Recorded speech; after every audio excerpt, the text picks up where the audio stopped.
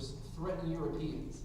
War's lethal leftovers threaten Europeans. The Associated Press put out a story about undetonated bombs that are still being found all over Europe. Bombs from as far back as World War I and World War II. They were landmines, things that were buried, things that were meant to trip up the American soldier, the British or French or whatever. And no soldiers ever stepped on them. They were never detonated. And then even a century later, almost 100 years later, people are continuing to find these bombs. And in this article that AP put out, here's a quote from the reporter Christopher Burns. He said, "The bombs of World War II are still killing in Europe. They turn up and sometimes blow up at construction sites, in fishing nets, or on beaches." And then he goes on to talk about how the detonators in these bombs over time are becoming more exposed. And so people, without even realizing it, are tripping these things up. The article says hundreds of tons of explosives are recovered every year in France alone. 13 old bombs exploded in France last year, that was 93, killing 12 people and wounding 11, the Interior Ministry said. And then there's an interview with one of the heads of the government team. He said, "I've lost 2 of my colleagues from unexploded bombs." He says they grow more dangerous with time. The corrosion inside makes the weapon become more dangerous.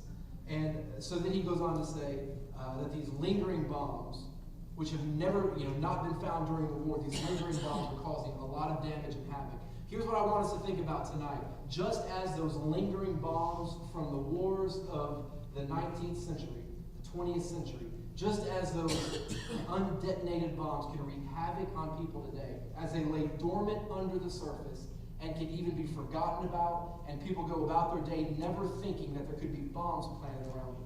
Just as those bombs are so dangerous today all over Europe, the same is true for bitterness that we hold on to in our heart. It can lie dormant under the surface. People can walk by us and we can be bitter, and they might not ever know that they're dealing with a bitter person who could be about to explode. And I bet that if we were to line up all of the most renowned serial killers and we began to interview them, I bet we could find a common denominator with so many of them. I bet we could find stories of unforgiveness and anger and bitterness within them. They thought maybe they had it under control. They thought everything was going to be okay, and then they snap. Like a detonator that becomes exposed over time, they blow up and they wreak havoc on people. So tonight I want us to think about that question. Do I harbor angerness and bitterness in my heart? Are there people that I have not forgiven? And we might say, well, it's not a big deal if I don't forgive that person. Well, that's no different than thinking a bomb buried 100 years ago is not a big deal still today. It might not seem like it. We might be safe most of the time, but then it can blow up when we're least expecting it. If you're in Matthew chapter 5, we're going to talk about murder in the heart. We've been in the Sermon on the Mount. We went through the Beatitudes. We talked about salt and light. We talked about Jesus coming not to destroy the law, but to fulfill it. And then we've had a couple of weeks of not being in here for different reasons on Sunday nights, doing different things. So tonight we're going to pick up by looking at a series of things that Jesus said, where he took something that the people knew, you have heard it said, and then Jesus would say, but I say to you. And so over the next couple of Sunday nights, we'll look at a handful of these things. And tonight, though, we're going to look specifically at this topic of anger. Are you in verse 21? Here's what it says. You have heard that it was said of those of old, you shall not murder, and whoever murders will be liable to the judgment. But I say to you that everyone who is angry with his brother will be liable to the judgment. Whoever insults his brother will be liable to the council, and whoever says, you fool, will be liable to the fire of hell. So if you are offering your gift at the altar, and there remember that your brother has something against you, leave your gift there before the altar and go. First, be reconciled to your brother, and then come and offer your gift. Come to terms quickly with your accuser while you are going with him to court, lest your accuser hand you over to the judge, and the judge to the guard, and you be put in prison. Truly, I say to you, you will never get out until you have paid the last penny. Jesus is continuing in this great sermon, the Sermon on the Mount, and he says, you have heard it said, you shall not murder. Now, some of your translations may say, you shall not kill. Jesus here is quoting the sixth commandment, those first few words of of you shall not kill or you shall not murder comes from Exodus 20:13. But Jesus is not just talking about the command, he's talking about their interpretation of the command. He says, you have heard it said by those of old. He's not talking about Moses, who gave the law, but he's talking about the scribes and the rabbis, the people who gave their interpretations of it. So they took this command of you shall not kill, and they turned it a little bit. Let's think about that for just a minute tonight, right? Because we are, I imagine, pro-life typically. We say, we support innocent life. We stand up for life. But then what do we do with things like capital punishment? What do we do with things like war? Because it is Memorial Day weekend. I mean, even this morning, I thanked all those who were worn the uniform to protect us. If we're Christians and we say you shall not kill, what do we do with things like war? What do we do with things like a police officer who goes into a hostage standoff and there's a bad guy there and the police officer might take out the bad guy's life and save all the innocent people, and we say that's a hero and we name a bridge after that police officer? Well, how do we reconcile you shall not kill with things like that? It's kind of a tricky topic for a lot of us. But that's why we have to understand, and you hear me say so many times in the original language, I say in the Greek or in the Hebrew, and it's so important that we understand what a lot of these original words meant, because when the law was given in Hebrew and when Jesus reiterated it in Greek, they had opportunities to distinguish between what we would call killing and what we call murder. And so when they could have used a word that meant to kill, which means to take any life, Moses chose not to do that. Jesus chose not to do that. They opted instead for the word that we would use as murder, which means the premeditated or the unjust taking of an innocent life. We understand the difference, don't we? You know that if an accident were to occur, you work at a factory, there's some freak accident, or there's a car accident, nobody's drunk, nobody's texting, it's just one of those things, and somebody loses a life, we might say that's manslaughter, we might say that's tragic, we might say that was an accident. But then you look at something like a school shooter, and we say, well, that wasn't an accident. We say that is murder. And we have a big way to distinguish between the two. Our criminal justice distinguishes between the two, different sentences. In fact, some can even be found not guilty of accidental things. And the same was true for them. They could have said do not kill, but they chose do not murder. And I certainly appreciate the newer translations that make a distinction between those. Capital punishment is not murder. If a person, because this was even part of the Mosaic law, they had capital punishment. They said, in fact, if somebody takes a life, they do what? They pay with their life, right? So do not murder, but then you kill the murderer. So I know we're talking about a lot of death here. Sorry to have all the kids in here tonight, but it's okay. It's good for them. But we understand that, I don't know how, but we understand that there is a difference between the two. God was not anti-capital punishment. He said capital punishment is for all those who murder. So people say, well, God would never be in favor of taking someone's life. No, he said to take the life of the murderer. Why? It was a deterrent. If you say that this is what's going to happen to a murderer, in theory, then the murderer says, well, I don't want to get caught. I don't want to have to pay the price for that. And so they choose, hopefully, would choose not to do that. Why is it such a bad thing in God's eyes when we take someone's life? God's the creator of life. And Genesis 1:27 says that we were each created in the image of God. So every one of us, we might look around and see people that look different than we do, but that doesn't mean that we're not all made in the image of God, right? There's differences in each one of us, but we're all made in God's image. That doesn't mean that God looks like us. The Bible says that he's spirit. I believe he's formless. He doesn't have a human body. Jesus does. But we're made in the image of God as he exists in three parts, Father, Son, and Spirit. We exist as body, soul, and spirit. But we are human representations of God in a sense. And as often as someone takes the life of another person, we're taking the life of someone created in the image of God. And it is a big deal. So I believe this. I believe when we defend life, we are defending those that were made in the image of God. And I believe God is pleased when we defend life, when we speak up for life. That doesn't mean we throw capital punishment out the window. You might say that's a political issue, and maybe so. But that doesn't mean we throw things like that out the window because we defend life. When it comes to things like just wars, when people like Osama bin Laden or Adolf Hitler are brought to justice, people that murdered thousands or millions of innocent lives are suddenly stopped, Or when the American soldier goes and liberates a country that has a dictator that is destroying his own people. They're starving to death while the dictator is eating all the food or whatever. And they're torturing people. And when the American soldier goes in and liberates those countries, we say those are just wars. We don't look at it as murdering a despot. We look at it as protecting all the millions of innocent lives that the despot was trying to kill, was trying to destroy. And so we make a distinction between killing and murder. But Jesus says, you've heard it said, you shall not commit murder. And then look at what Jesus says next as he begins to talk about the punishment for these things. He says, whoever murders will be liable to the judgment. Is that what Moses said? Did Moses say, if you murder somebody, you're going to have your day in court? That's not what Moses said at all. Moses said, what? If you take a life, you pay with your life. So these rabbis had loosened the command.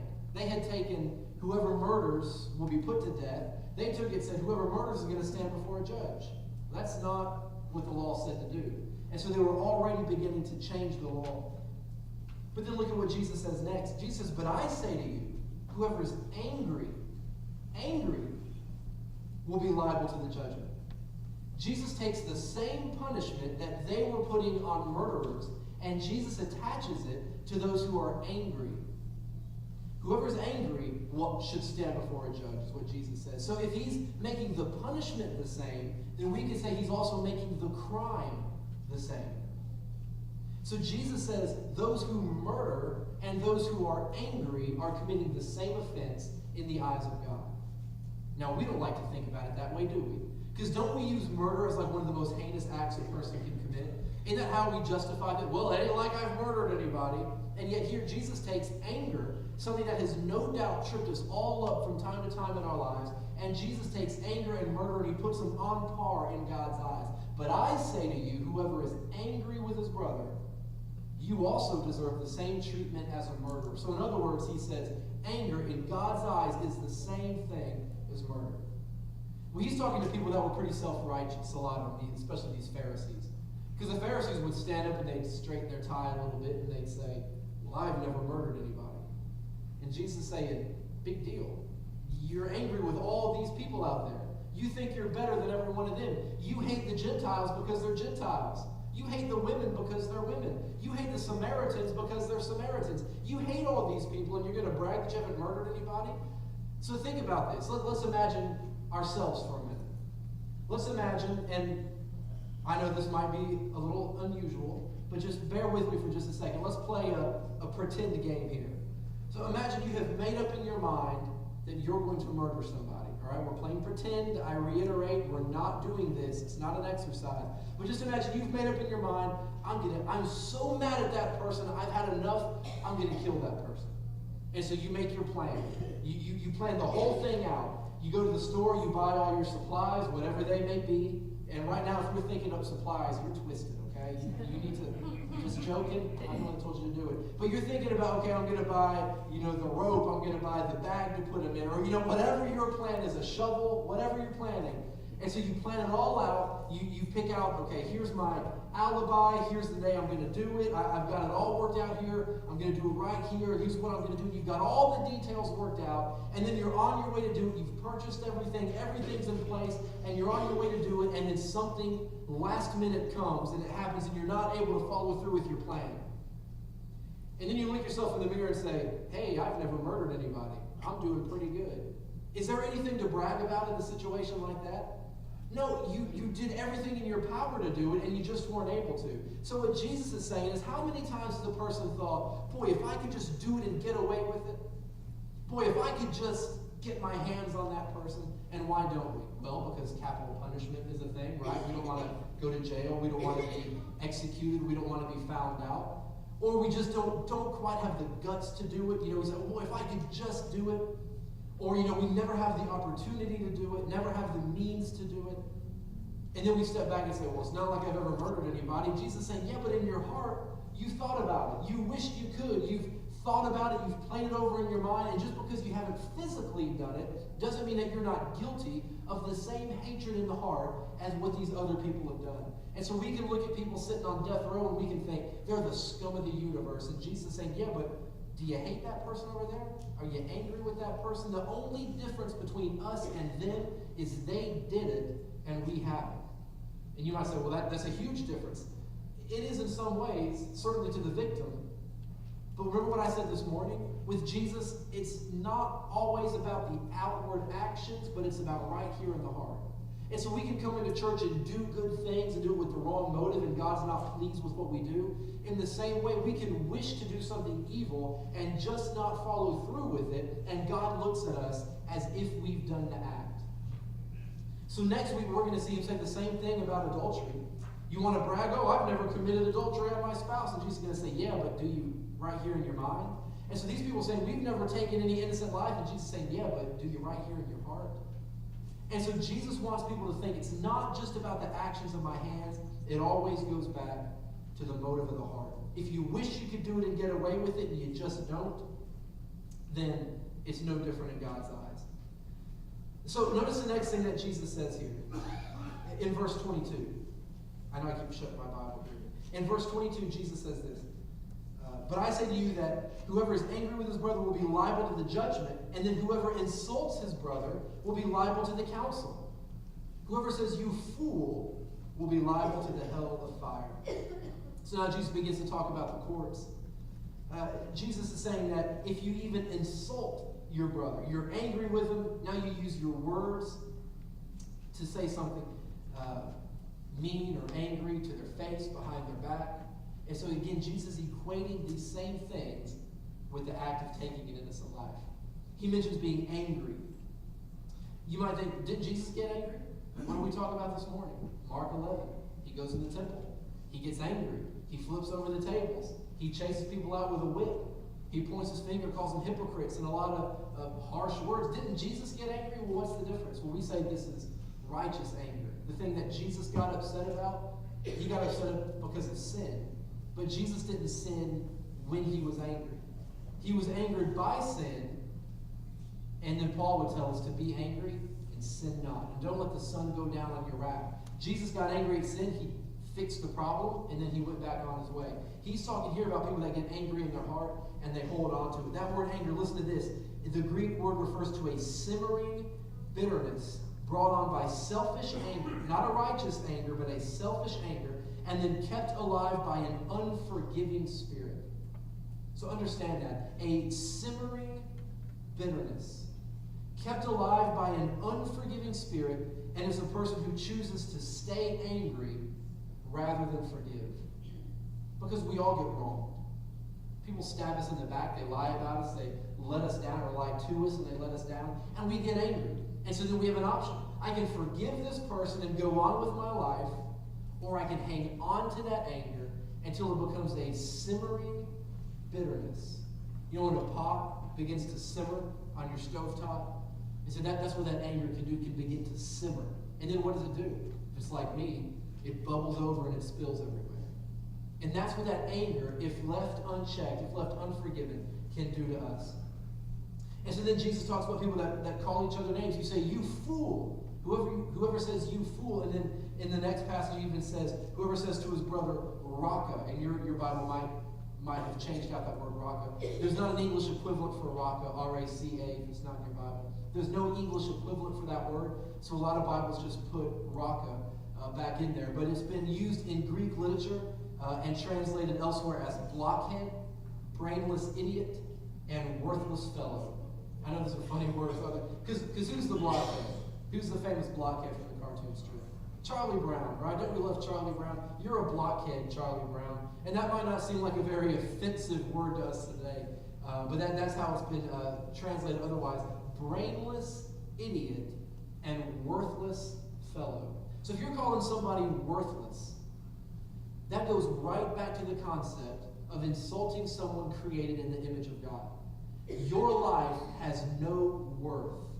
That's what Raka means. You are a worthless person. That's one of the worst things you can say to a person. You call me blockhead, I'm going to laugh at you and tell you nice try. You call me worthless, that's a lot different. If a person feels like their life has no worth or no value, I think that has to be one of the most defeating, deflating, depressing things that we can do to a person. Your life is worthless. If you weren't here, we'd all be better off. You don't contribute anything. You are a worthless person. Jesus says if you use that type of language with another person, he says you deserve the fires of hell. It just shows us, again, what Jesus thinks of us insulting people made in the image of God. You call somebody fool, you call them worthless. And then he talks about that same concept of calling them names, even using a word. In fact, it's where we get our English word for moron. It's moros in Greek. But it speaks about a person who has no, as if we were to pass judgment, say they have no belief in God. So it's to say, not only do I think you are a foolish person, but I think you're foolish for not believing in God. In other words, here's what it means. We're passing a judgment and saying, you're not saved. And so we're saying, it's almost as if, to take what Jesus says here, that he's pointing at these Pharisees and other people and saying, the anger in your heart, the bitterness that you have, it's like you're looking at people saying, you're not going to heaven, and I'm glad about it. I believe that's what Jesus is trying to capture by putting all these things together. Have you ever looked at somebody and said something like that? Boy, I hope that person burns one day. Boy, I hope they get what's coming to them. You ever said something like that? I think that's one of the worst things we can ever think about a person made in the image of God. I hope they burn someday. Or somebody dies and say, I ain't going to their funeral. Boy, I hope they're getting what they deserve. And Jesus is saying, if that's your mentality, then you're right on par with those murderers who have taken human life. That anger in your heart, that you could rejoice at the thought of somebody missing heaven, that you could rejoice at the thought of somebody's eternal torment. If you can look at somebody and get glad about that, Jesus said, you deserve the same punishment that those murderers get. You deserve the same punishment that you're rejoicing that you think other people are getting. And of course, we don't know who makes it to heaven or hell. We can guess by being fruit inspectors, but the job of judgment belongs to God alone. So now, let's close by talking about what he says to do about it. And I call this, if you're taking notes, the coming to terms. Beginning in verse 23, he says, because they're not up here, right? So beginning in verse 23, Jesus begins to say to them, if you're bringing your gift to the altar, and you remember your brother has something with you, leave it there. In their culture, they would bring their animal to the temple to be sacrificed, and they would present their animal to the priest, and because typically the priest is the one to perform the sacrifice. He says, don't even hand it over to the priest. You get to the altar, and you remember, wait a second, I forgot I'm mad at Steve. He's saying, don't hand your animal to the priest. You go talk to Steve about it. Or you show up and you say, oh, I just remembered Betty is upset with me. Don't hand the priest your animal. You go to Betty and you ask Betty for forgiveness. Or whatever the case is, he says, you leave your gift and then you go and you make it right with that person. He says, agree quickly, come to terms quickly with your adversary while there's still time. So again, what does this show us?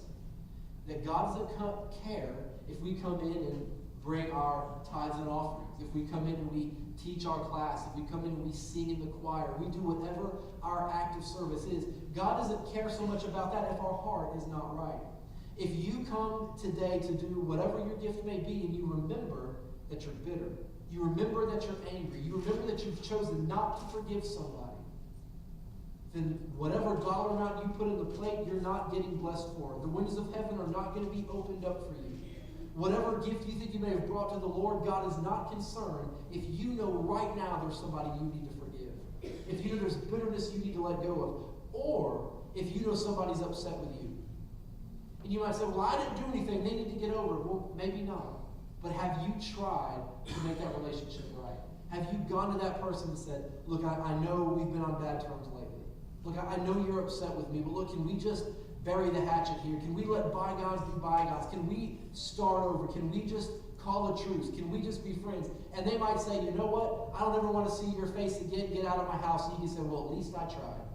And you can go back to the altar and you can present your gift to the Lord knowing you did everything in your power to make that relationship right. But you know what else may happen? The Bible says you may be restored or you may regain your brother. They may say, thank you for coming to talk to me. I forgive you. Or, let's hug and make up and let's be friends. And then the problem is solved. And so no matter what happens, we have an obligation to make sure that we've tried to make everything right. And Jesus says, you better do it quickly, though. You better do it while there's still a chance. Because while you're going to court, And he's implying that the person is guilty in the matter because they're going to court. When you get to court and the judge brings down that gavel, it's too late after that. When the judge says, here's your sentence for whatever you've done, pay this fine or go to prison for this amount of time, when the judge brings down that gavel, it's forever too late.